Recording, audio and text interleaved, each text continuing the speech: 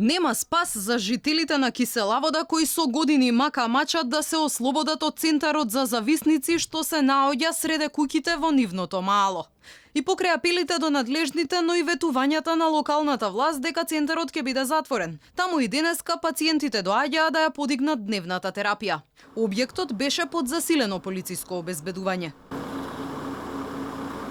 Од општина Киселавода велат дека немале ниту надлежност, ниту ингеренции да делуваат во овој центар. Сепак велат утрово успеале да постигнат договор со жителите, корисниците и денеска да ја примат неопходната терапија. Општината нема апсолутно никакви надлежности и ингеренции со центарот за зависници, а цело време делува и презема буквално се, за да ги заштити интересите и потребите на граѓаните, но и на оние кои имаат потреба од користење на услугите на центарот. Сите досегашни изјави во врска со решенијата за проблемите со центарот за зависници се исклучува врз основа на соработката и договорите со владата и Министерството за здравство. Вчера жители на населбата се собраа на нов протест и се заканија дека портите на центарот, ако треба, ќе ги затворат насила. Гледате и сами колку деца трчаат и си играат и нема кај да си играат.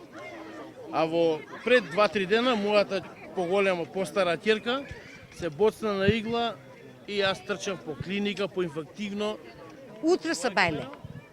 Нема да работат, во текот на ноќта вратата ќе биде заварена.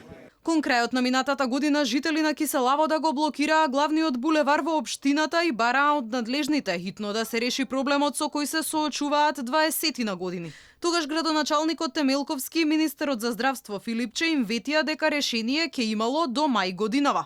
Пред 2 месеци од Министерството најавија дека центарот ќе се дислоцира до крајот на годинава, и тоа во поранешната менза на фабриката Металски завод Тито. Ова пак предизвика револт кај жителите на општина Газибаба, кои преку протест порачаа, оти нема да дозволат корисниците на дрога да се шетаат низ нивната населба.